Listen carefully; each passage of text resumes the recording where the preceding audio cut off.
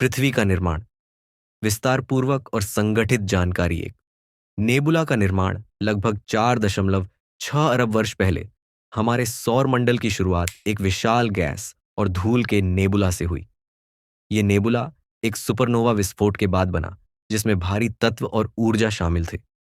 धीरे धीरे गुरुत्वाकर्षण के प्रभाव से यह नेबुला सघन हुआ और घूमने लगा। इसके केंद्र में सूर्य का निर्माण हुआ और शेष सामग्री से ग्रह और अन्य खगोलीय पिंड बने। 2. गुरुत्वाकर्षण का प्रभाव। नेबुला में गुरुत्वाकर्षण ने छोटे छोटे चट्टानी पिंड बनाए जो एक दूसरे से टकराकर जुड़ गए। इस प्रक्रिया को एक क्रेशन कहते हैं। धीरे धीरे ये चट्टानी पिंड आकार में बढ़े और एक प्रारंभिक पृथ्वी का निर्माण हुआ। यह पृथ्वी उस समय बहुत अस्थिर और गर्म थी। 3. पृथ्वी का प्रारंभिक रूप। प्रारंभिक पृथ्वी एक पिघला हुआ आग का गोला थी। उल्का पिंडों और क्षुद्र ग्रहों के निरंतर टकराव ने इसे और गर्म बना दिया। भारी तत्व जैसे लोहा और निकेल पृथ्वी के केंद्र में चले गए और कोर का निर्माण किया। हल्के तत्व सतह पर आ गए, जिससे क्रस्ट और मेंटल बने। 4.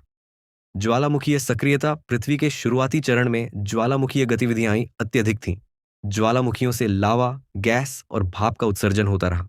इससे पृथ्वी का प्रारंभिक वातावरण बना, जिसमें कार्बन डाइऑक्साइड, मीथेन और जल वाष्प मुख्य गैसें थीं। 5. वायुमंडल का निर्माण। ज्वालामुखीय गैसों से बने प्रारंभिक वायुमंडल में ऑक्सीजन की कमी थी। जैसे जैसे पृथ्वी ठंडी होती गई, जल वाष्प संघनित होकर बारिश के रूप में गिरने लगी। इसने सतह पर पानी जमा किया और महासागरों का निर्माण हुआ। 6.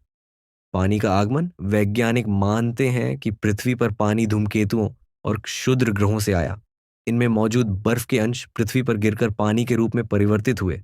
साथ ही ज्वालामुखियों से निकलने वाली भाप ने भी जल चक्र को मजबूत किया।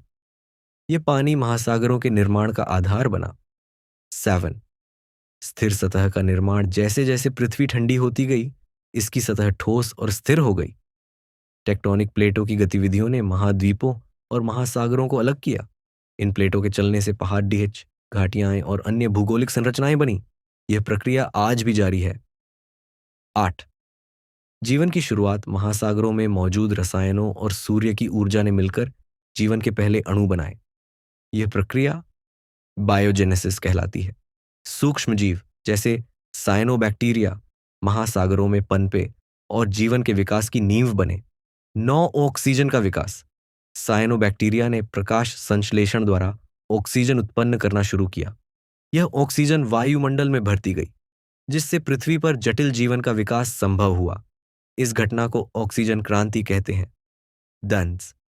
आज की पृथ्वी करोड़ों वर्षों के प्राकृतिक विकास के बाद पृथ्वी एक संतुलित और जीवंत ग्रह बनी। आज यह विविध जीवन के लिए उपयुक्त वातावरण प्रदान करती है। इसकी सतह, वायुमंडल और जल चक्र इसे सौरमंडल के अन्य ग्रहों से अनोखा बनाते हैं। यह लेख पृथ्वी के निर्माण की पूरी प्रक्रिया को सरल और विस्तारपूर्वक समझाने के लिए लिखा गया है।